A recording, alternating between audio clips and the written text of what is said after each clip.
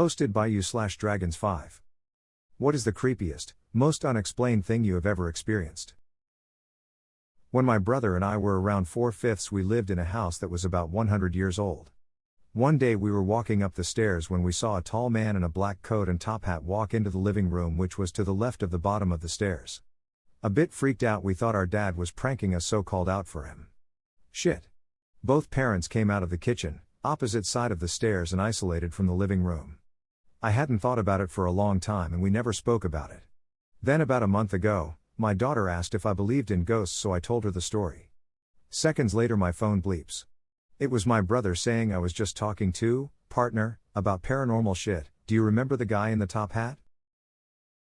This was eventually explained but fits the criteria for creepiest experience. When I was about 7 or 8, I was laying in bed trying to sleep through a brutal thunderstorm. I was the only person sleeping on the second story of a 150-year-old farmhouse. The house creaked and settled and was thoroughly terrifying to me as a child, so much so that I usually slept with the lights on. I just knew there were legions of ghosts and monsters ready to attack me. So this thunderstorm wasn't doing anything for my nerves. I finally got to sleep but was awakened by deafening thunder. I looked up to see the wall near the foot of my bed with blood streaming down it. All the nightmares were coming true.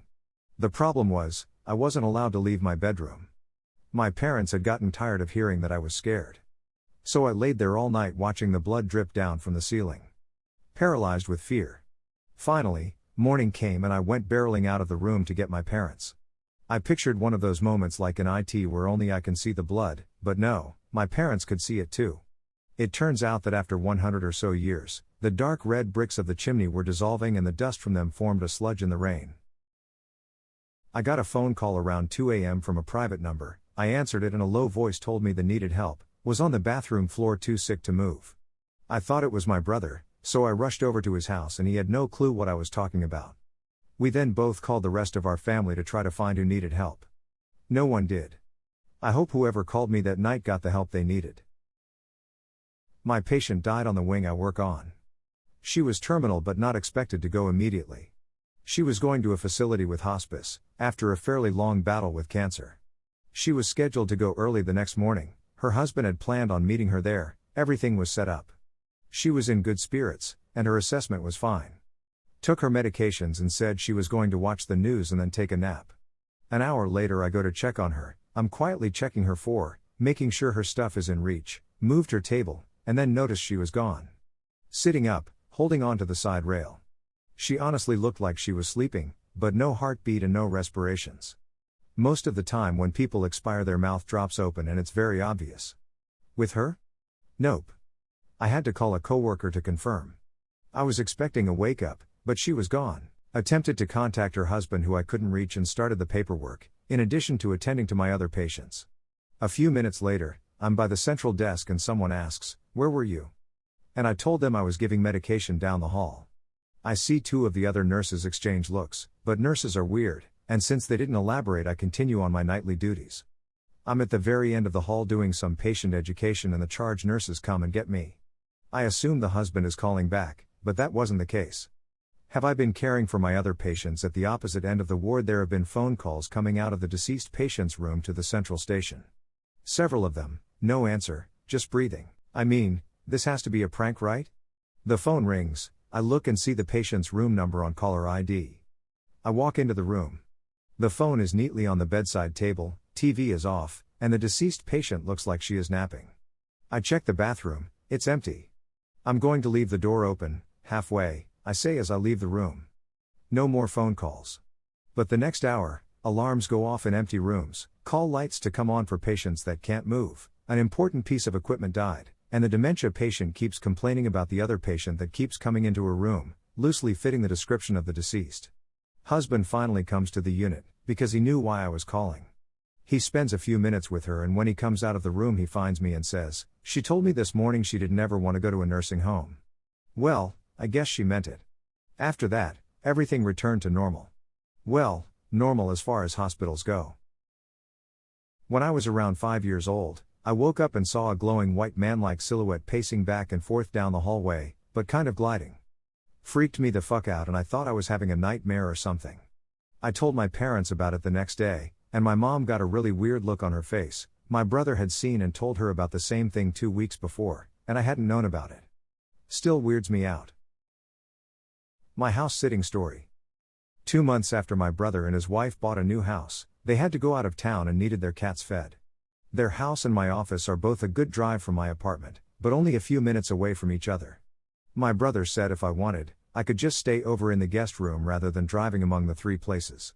So I got the keys and instructions. I was staying there 3 nights, Monday to Wednesday. Monday evening was uneventful until about midnight. I was lying on the living room couch, watching Conan, with a cat lying on my chest. I started to drift off to sleep. The next thing I knew, I was standing in pitch black darkness. I completely freaked out, I had no idea where I was. I felt around in the dark and felt nothing. Finally, I realized there was a faint blue light coming from above. I moved toward it and then understood where I was. I was in the fucking basement. The light was coming through the basement door at the top of the stairs, which leads to the kitchen. Just enough moonlight made it through from a window elsewhere in the kitchen. I bolted up the stairs, turned on the kitchen light, and closed the basement door. I was terrified until I calmed down enough to come to the conclusion you probably already came to. I had sleepwalked down the stairs, after opening the basement door, which I know was closed. A couple of things are important to the story. The first is the basement. The house was very nice, actually, more than they should have been able to afford. The only exception was the basement. I had only seen the basement once when I first got the tour. It was unfinished and was the one major thing they wanted to fix up. All they had down there were some boxes and the washer/dryer. I had no reason to want to go down there and had kind of forgotten it existed. The other point is that sleepwalking is kind of a thing in my family, almost an inside joke.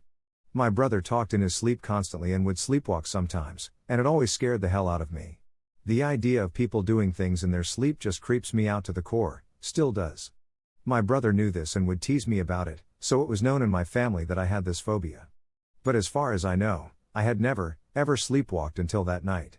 The image kept playing in my mind, over and over, of me, asleep, getting up from the couch, walking to the kitchen, opening the basement door, and shuffling down the stairs into total darkness. Creepy as all hell.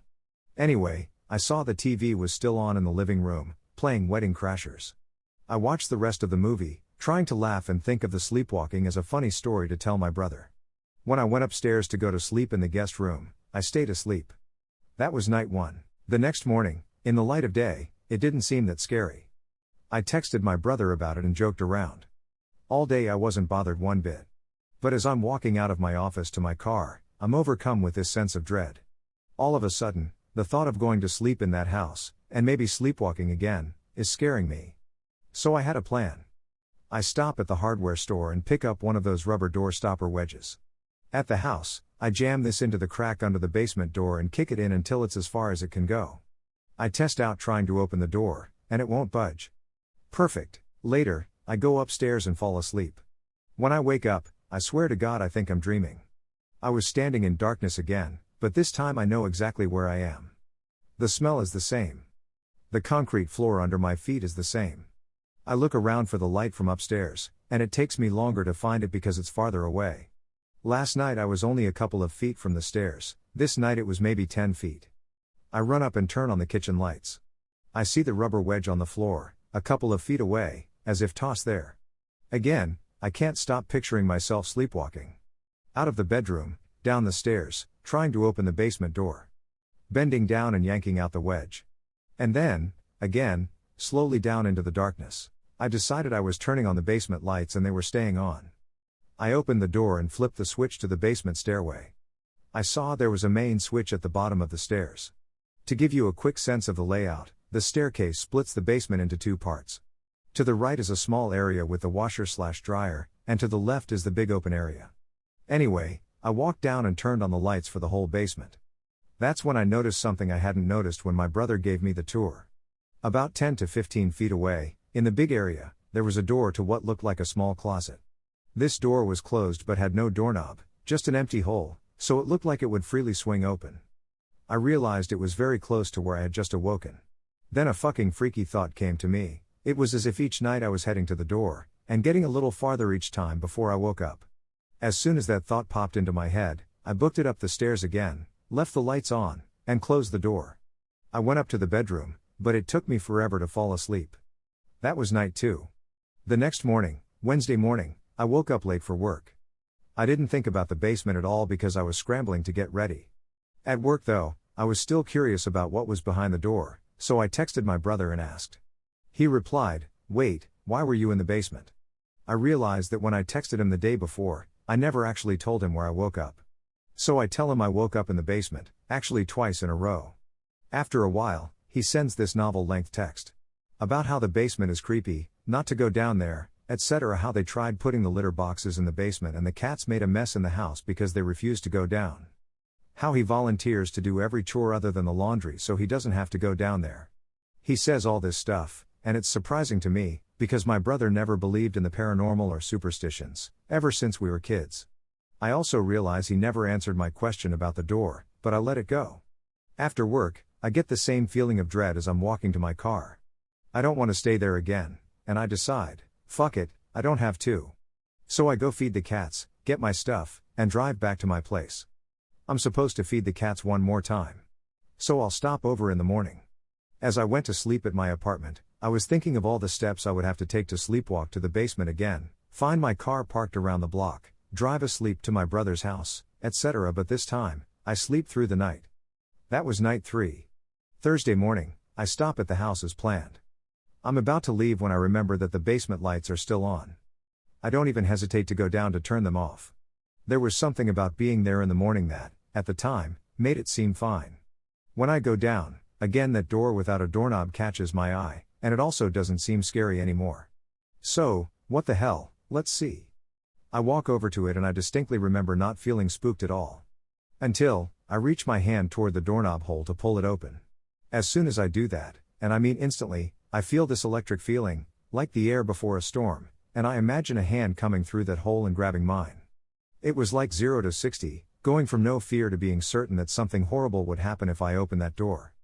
It's hard to describe it other than that electric feeling. I booked it up the stairs and out of the house. So, a month later, I meet my brother for happy hour. A few drinks in, we start joking about me sleepwalking in the creepy basement. I say he never answered me about what's behind the door, and he says I don't want to know.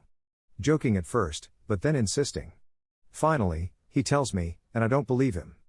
He's my big brother and has only bullshitted me about 1,000,000 times in my life. This was his explanation. The previous, and first, owners of the house had a teen daughter that used the basement as her bedroom.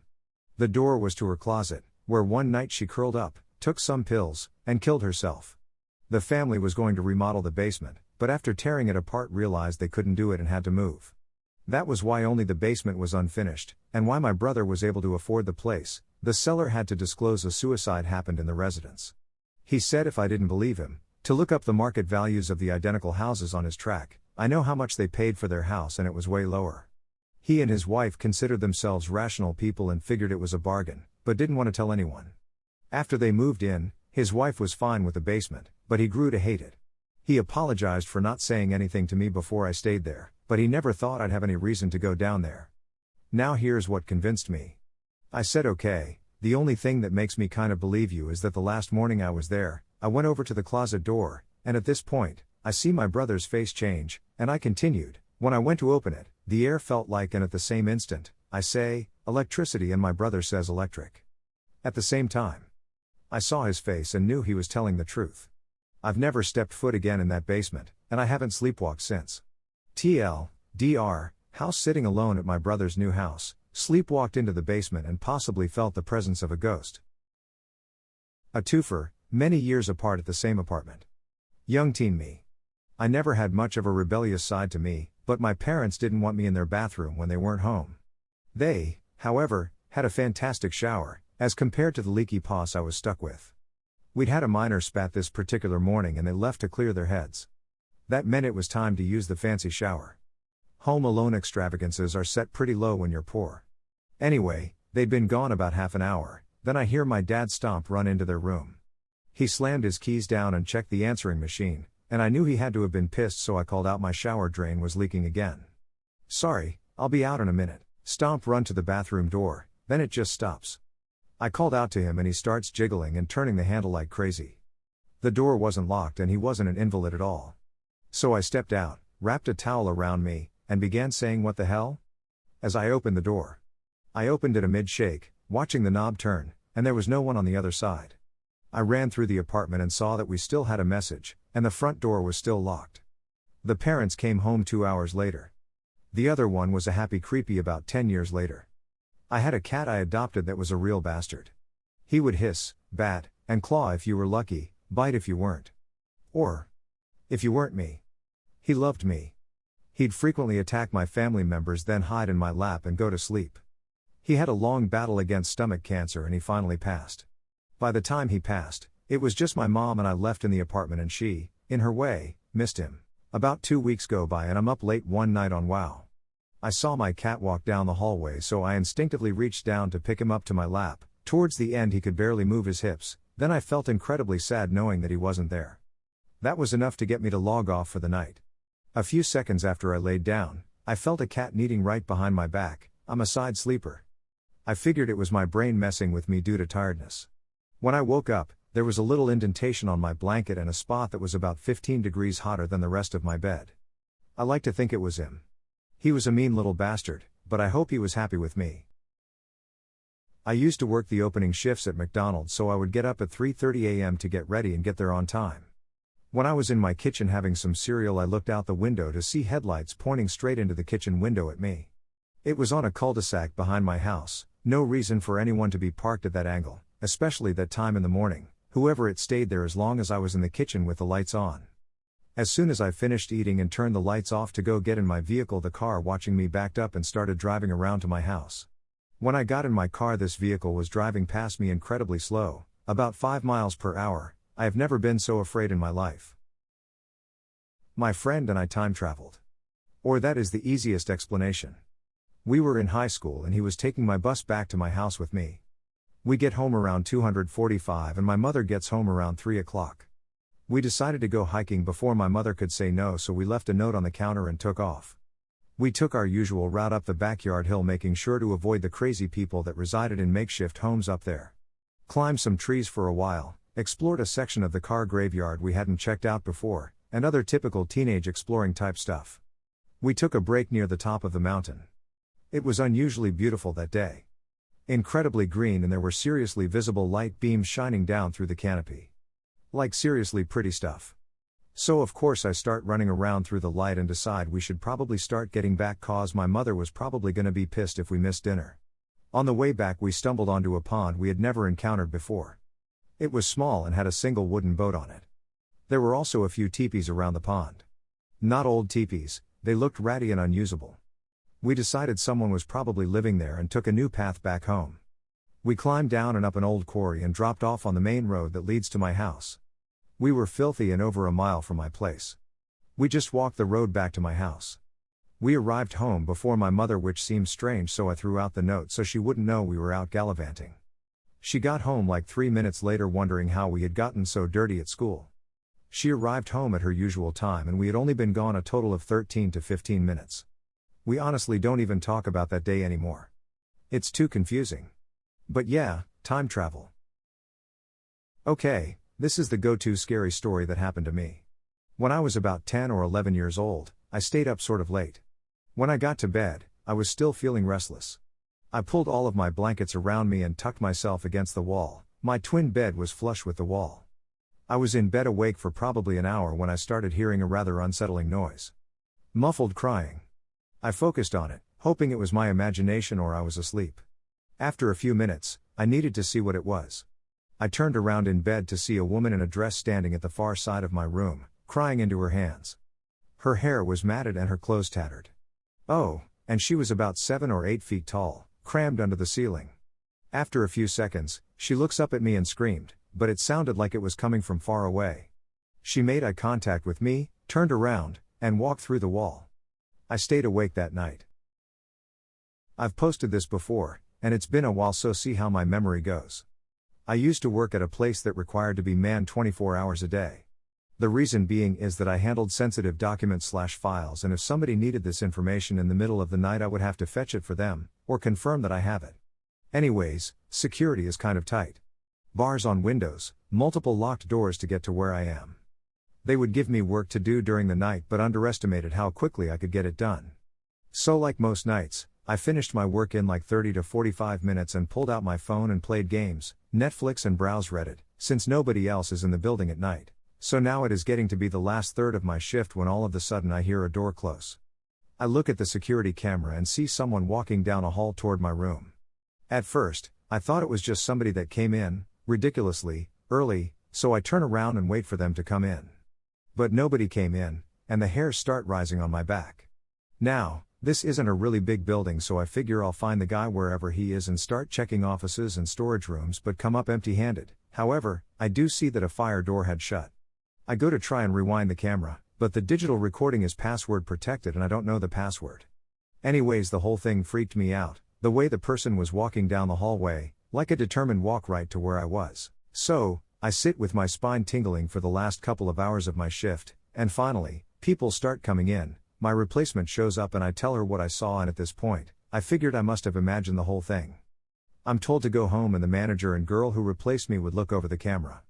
After getting home, I call my manager and ask what was on the camera. So they said that the video showed the fire door closing, but then the video froze for about an hour. The next thing it records is me reopening the door.